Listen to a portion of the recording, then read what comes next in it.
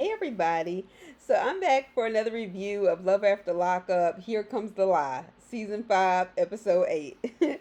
So first, I just want to tell all of you, whether you started with me from the beginning up until now, all of you for subscribing to the channel and for supporting the channel, liking the videos. I really appreciate it.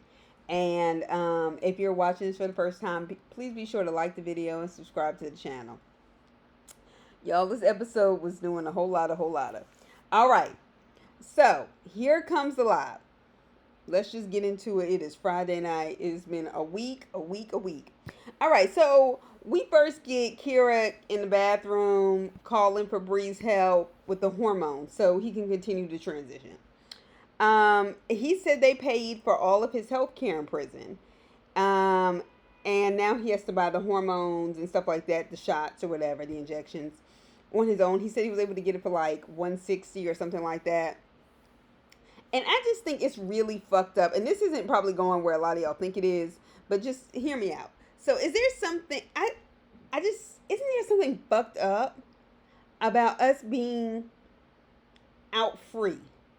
Average people like myself paying taxes to support prisoners' health care, and the government can't find the fucking money to make sure that the people working who are paying taxes to help with prisoners' health care, which I believe in them having, don't have access to health care. So you can have access to health care as long as your freedom is limited and they can work you for 17 cents an hour in prison. But if you're actually not committing crimes, there's no incentive. And what I mean by that is this system is basically fucked up, okay? We have the top medical equipment, technology, medications, from physical ailments to mental health care that can be fixed.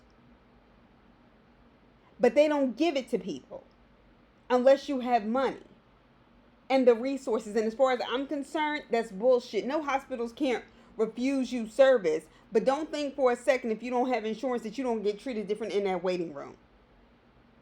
And that's some bullshit. So that shit pissed me off.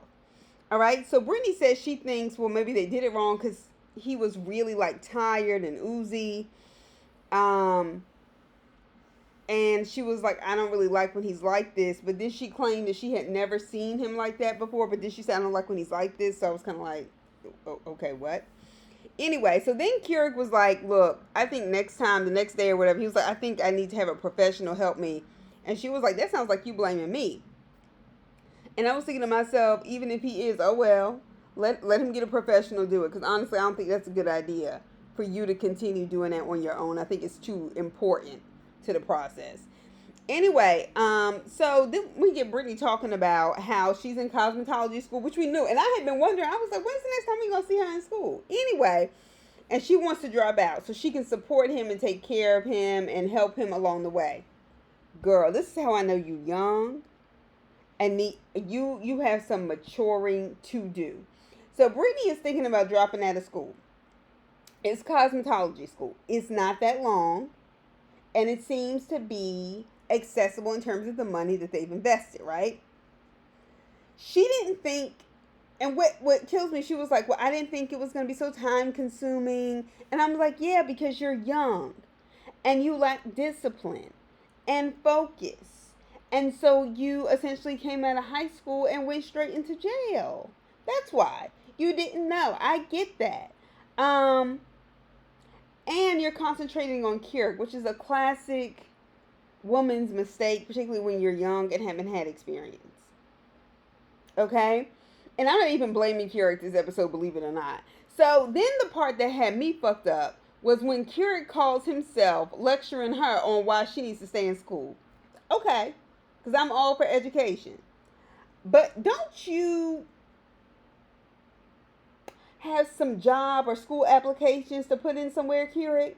Like, don't play with me. Y'all are doing the most and not enough all at the same damn time, and I'm not here for it. So Keurig is driving Brittany as she goes to quit school. And he says he's disappointed in her for quitting. BT Dubs, does Keurig have a license? Why is he driving? Like, I saw that a couple of times in this episode. People who have no business behind the wheel driving. Okay? Anyway.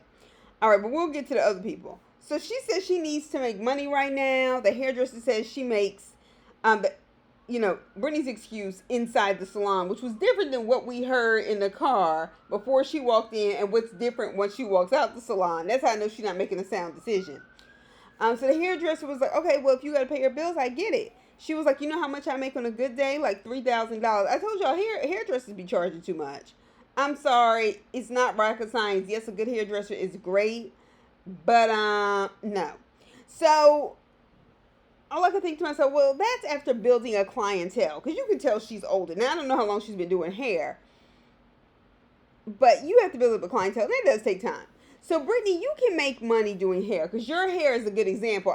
Obviously, you're a cosmetology school teacher. Your hair looks a whole lot better than hers and that wig she had on. Anyway, but she's only 22. And the woman in the cosmetology school all of a sudden starts crying. She gets really emotional. And she turns around and said, look, you're young. You're young. She said, I'm 30. I had 4 kids. I had my first kid when I was 16. And she starts crying, and she said, I know what it is to be young.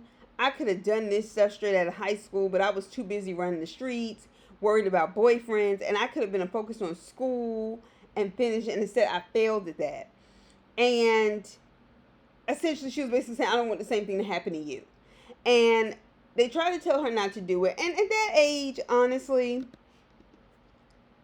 even though I was only 22, 13 years ago, I know the amount of growth that happens between 22 and 32 is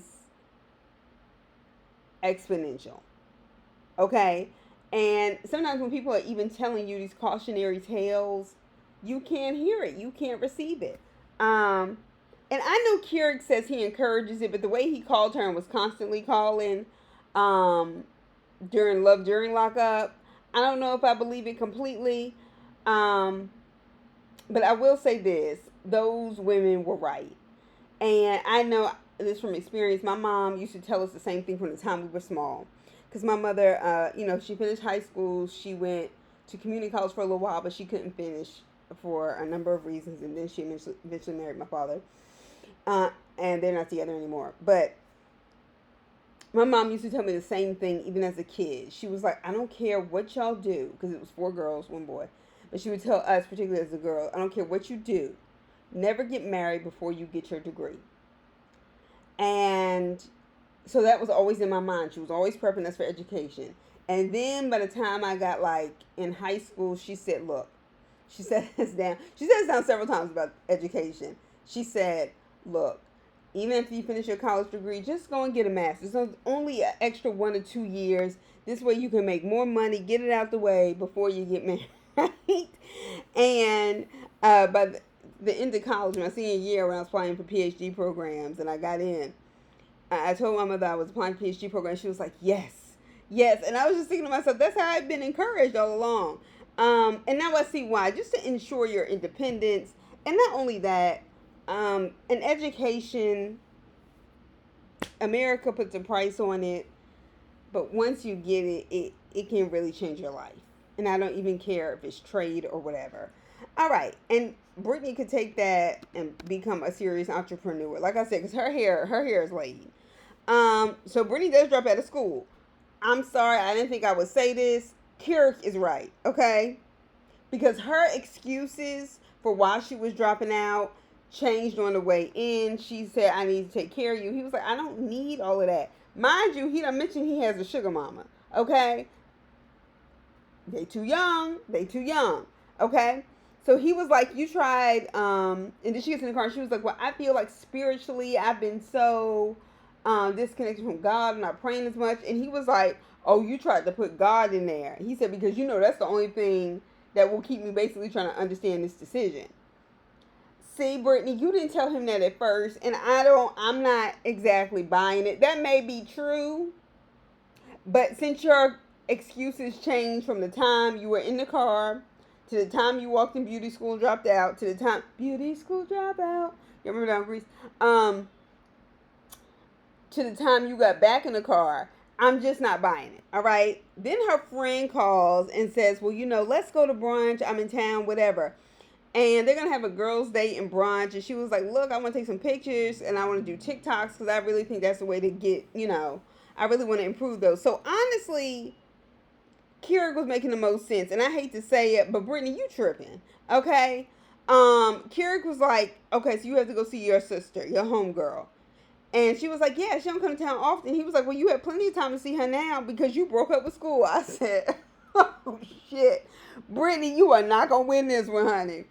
Um, so Brittany was like, "Well, I support you, and you should try supporting me." True, true, but girl, you was wrong on this one. You was wrong on this one. Anyway, so we get Chelsea and Mikey. Um, Chelsea rolls back around to the law office after leaving Mikey out there, which is embarrassing as fuck, especially when you don't live in a walking city like New York, DC. Those are not easy places to navigate without a car. So Mikey was like, "I'm not getting in the car if she's angry with me. Like, I'm kind of getting frustrated with her attitude." So now, honestly, how somebody acts when they're angry is a test of whether or not you can deal with them or be with them permanently. So they're going to see his sister and his 8-year-old daughter, right? Fine. He said he was in jail when his daughter was born, and then 3 months after um, he got out of jail again, he had to go back, and so he didn't get a lot of time to spend with his daughter. So Chelsea told him in the car ride that basically he's her first boyfriend she's ever had with a kid, even though she has 3. And she said she's worried about baby mama drama. She says she's not good with females, which I honestly get, okay? Because I'm somebody who stays away from friendships and things like that because I'm the kind of person who's trying to make myself available and to be a good friend and to be supportive, and people have not reciprocated that in my past. And so I just stay to myself because it's not worth the disappointment. And it's not worth having people in your life that are like envying you and jealous of you and doing things to degrade you. I just don't have time. Anyway, so Chelsea, honestly, Chelsea, I'm gonna keep it real. You was tripping this episode. You were tripping. So he asked if she was gonna come inside to meet his daughter, and she was like, "No, I'm gonna stay in the car." And I think she should have explained, like, I want you to say something along the lines of, "I want you and her to have some time together," right? Instead of just being like, "No, I don't want to be bothered," but she didn't. And my thing is, you want him to love your kids. You want to get married. And when Trevor called, he was very in tune with Trevor, despite the fact that he had been in prison. He was nice. He was friendly. When Trevor FaceTimed his mother. And it didn't mean he had to start playing stepdaddy. But you talk about this man all the time. So, girl, I think you can give him this one. All right? So Hadley, that's Mikey's daughter, comes out the door and says, "Oh, I'm so happy to see you." And I thought that was so sweet. Because I thought it was going to be awkward for her not having seen her father. I thought maybe she was going to even be mad at him, which would have been understandable as a kid. But she's sweet. She drew him a picture and asked her father to be her Valentine and gave him candy. And I was just, my heart kind of warmed for that. So the little girl said, she said something about her mother. And he was like, "Yeah, your mom can be kind of bossy sometimes, right?" And she was like, "Yeah, I told Mom she was a Karen once." I said, "Baby." I said, "Where did that little white girl get that from in the Midwest, in the middle of nowhere? Where did she hear that shit?" Anyway, so she breaks up the time. No, Mikey breaks up the time with his daughter to go and check on Chelsea and explains to his daughter, "I just don't want her to feel left out." The daughter's okay, right? So Chelsea, once again, you tripping. All right? And the little kid will often take that as you don't want to be involved with him. Because you did come to drop Mikey off. You didn't drop him off and just kind of leave. You're standing outside and it comes off like you just don't want to meet her. You see what I mean? Even if you were just breathe, you have to kind of give a little. So now the more she talked, when she was telling and explaining to Mikey why she was worried about meeting his daughter, it made more sense. So when she was talking about how she was worried about whether or not the girl was going to like her and how she's nervous because she's deaf and he's going to have to translate, I totally get why that makes her anxious. I totally understand you, I can only imagine how she was mistreated growing up. How, because kids are cruel. How you're teased. I don't know. I know people do shit different in private school, but most of us go to public school and went to public school, and kids can have no mercy. So she's already learned to be anxious around people. Okay, now if she had just said that, which I realize isn't an easy admission, it would have made a lot more sense. That's why sometimes you just have to tell people what's on your mind. But this is a lot for anybody, Mikey and Chelsea, just a few days out of prison. So Chelsea came in, and Hadley, I'm gonna go ahead and tell you, girl, you get the MVP award for being kind. And she's actually started to do some signing. I'm like, Mikey is sitting around teaching her how to do sign language so she can communicate with Chelsea. And that really warmed Chelsea's heart. But I'm like Mikey is really trying.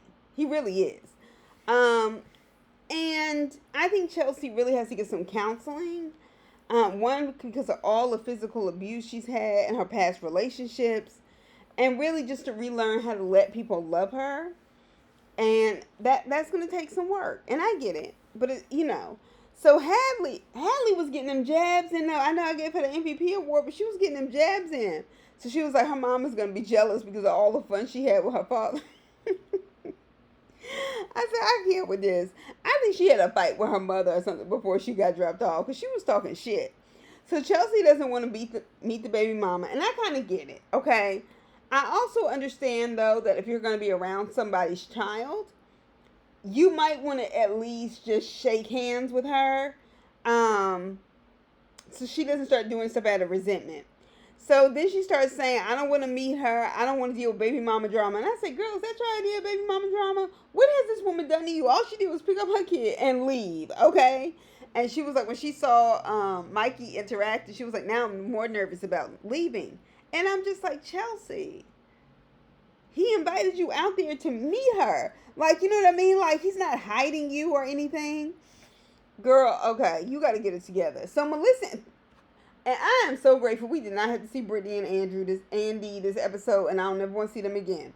So, Melissa and Louie are leaving the dentist. So, she's talking about how when her sister was banging some dentist, she was like, I got 3 root canals for free.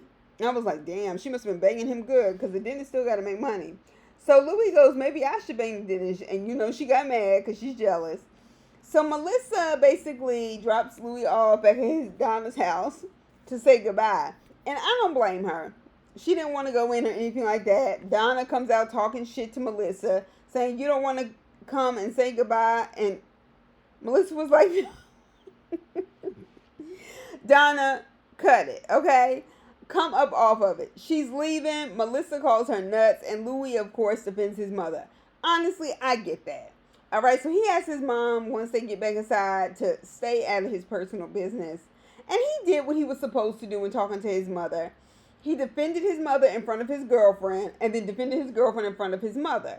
So this way, when they get back together, if both of them really care about him, what they will do is at least curb their behavior to demonstrate a level of respect.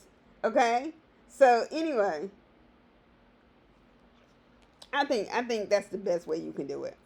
Because you have to draw boundaries with both of them. She can't feel so comfortable shitting on your mother, even though your mother do be trying it. But also, I think it helps. So him and his mom have a heart-to-heart about how she missed him, and that was good. Oh, well. Okay, now let's get to Joy, Nomi, and Red. Y'all, this is a train wreck already. And the level of bomb dropping as we went along with his family and Joy Nomi cheating and all this other shit. And like I said, his mother was very nice to Joy Nomi when she met her, and then quickly evolved into probably who she really is. I personally trust no black woman who wears green colored contacts, but that's just me.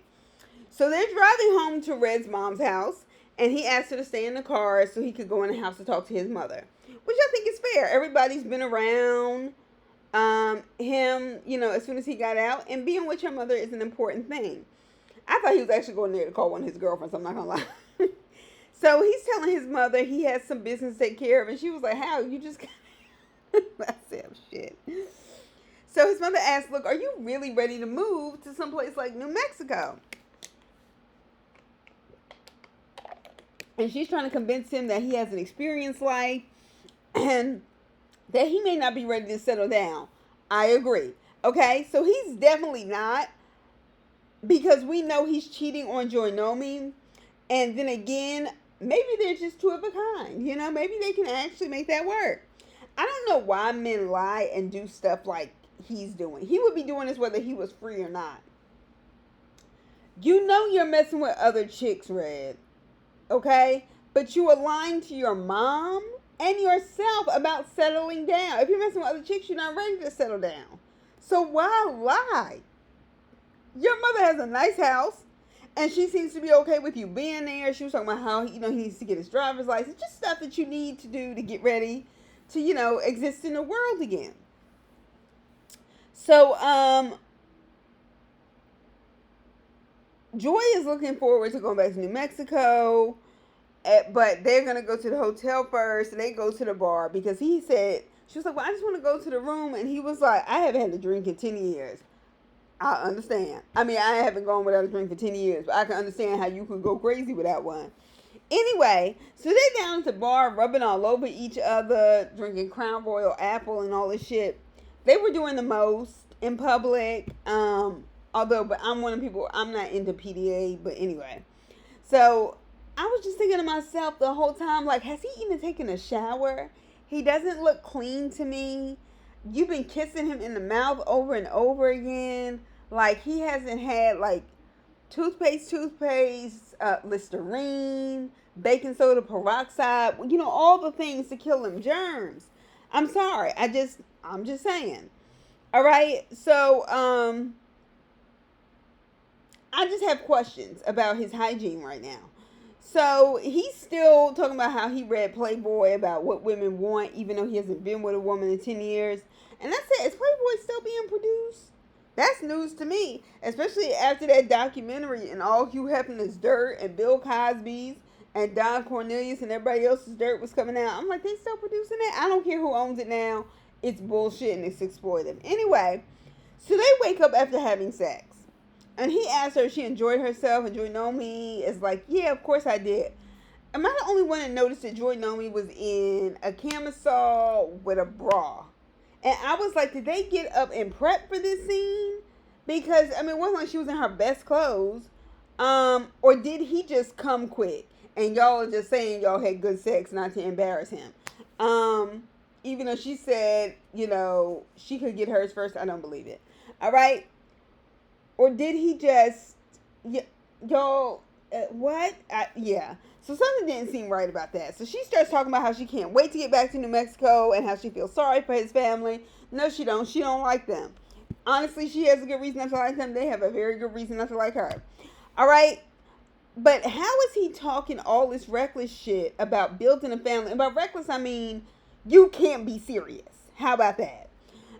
Knowing what he's doing. So she asked, basically, and that's how you can tell she ain't been around a lot of black people. She asked how long his hair was going to take. And she comes in there and announces herself as his girlfriend girl. Okay, and granted, everybody don't know how long hair is going to take, but it was just kind of, I don't know. It seemed cultural crossing in a weird way. Anyway, so he calls his bestie, which is his white girl side piece, once he got his dreads redone. You see, he waited till his hair was redone. And I'm like, how are black men still running this fuckboy game, even from prison? So he's making excuses on why he started talking to Julie, because Joy Nomi cheated on him, and he said he doesn't think Joy would have told him she cheated if she hadn't been pregnant.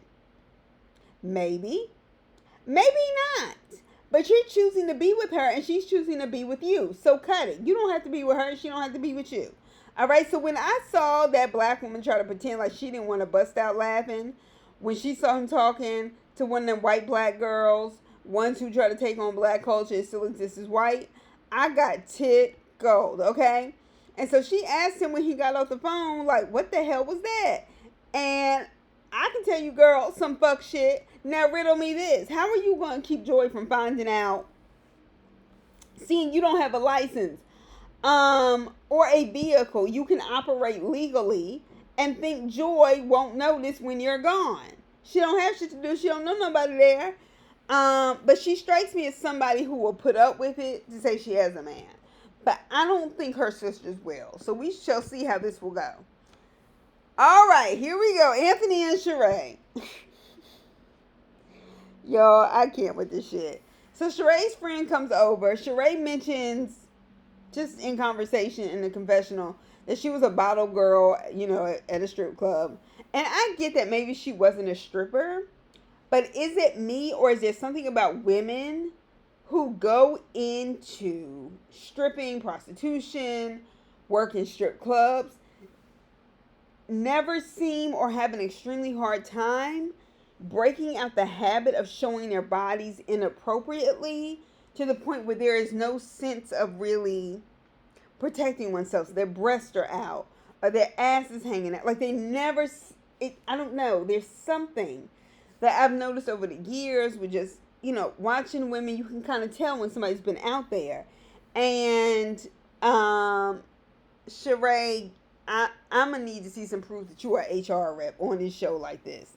So honestly, everybody from the hairdresser to Sheree to her homegirls, they look like a stripper group of friends who decided to go to a dance club that night, dressed like strippers. So Sheree calls Anthony, cursing him out for not being there on the phone she bought him.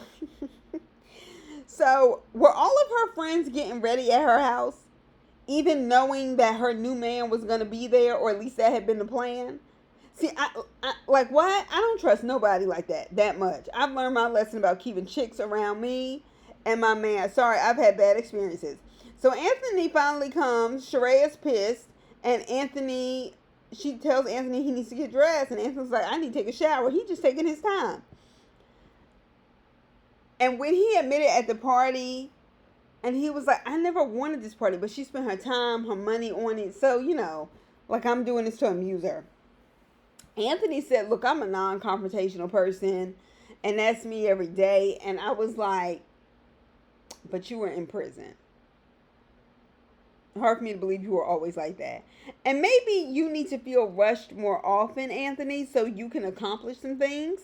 So what is it with these, while I'm on it, what is it with these older women not providing examples of a mature mother, grandmother? The mama, Anthony's mama, is ghetto as hell, drinking and dancing in the middle of the floor, looking like Mama D and everything else. And Sheree invited who she wanted to invite, according to Anthony. He said he doesn't know these people. And that's a really uncomfortable feeling for somebody to tell you this party's about you. And then they got everybody there. I'm going to be honest.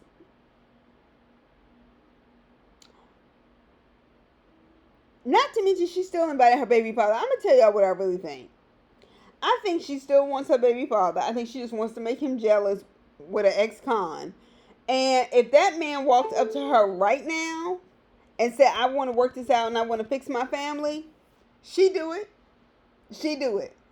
So then Rich and Anthony go out and talk. And I was like, how y'all going to talk about how Rich doesn't spend time with his son, this, that, and the other, but he can get in contact, but you can get in contact, Sheree, with him. So much so that he'll show up to a party. Yeah, miss me with the bullshit. There's some bullshit somewhere. So this party was to get her baby daddy's attention, like I said. And if he wanted to work it out, they move in together next week. Why, Sheree, does Anthony need to talk to Rich about being a better father? Honestly, you've been talking to Anthony too much about y'all's business. I don't give a fuck if y'all getting married. He's been in prison for too long. And so my thing is, girl, your man just got out of prison and has no children that we know of. And I would have never received that well if I was Rich from anybody like that who is not qualified on any level to tell me he had a parent. So this ninja says to Rich, we're not friends. We're never going to be friends. And he was just like, you got to respect me and my relationship. And I was like, okay, wait a second now, brother. Backpedal, because unless I missed something, Rich didn't meet you with that energy. And was it me, or did Rich look kind of shocked? Like, why are you coming at me like this? And he's telling us in the confessional that Rich, little Rich, may be his son biologically, but I'm going to be in his life. And I was like, slow your roll. Slow your roll. I don't like when people take liberties with other people's children. I don't. So he's going to propose at this party, knowing damn well these other people think they're already married. Anthony says, look to the crowd, I call Sheree my wife, but we're not married yet. And then he asked her to marry him. And I was like, this may be the first time I've seen an episode on this show end on a happy note. But lo and behold, why did his mom start screaming, talking about you lied to me? I'm not mad at him. You lied to me to my face. And I'm his mother. And I was like, girl. And I understand why her brother's pissed. I totally get it. But ma'am, Anthony's mama, you went with him to get the engagement ring. So what it's giving is that you need attention in a way I'm just unwilling to give you. And so is Anthony and so is Sheree.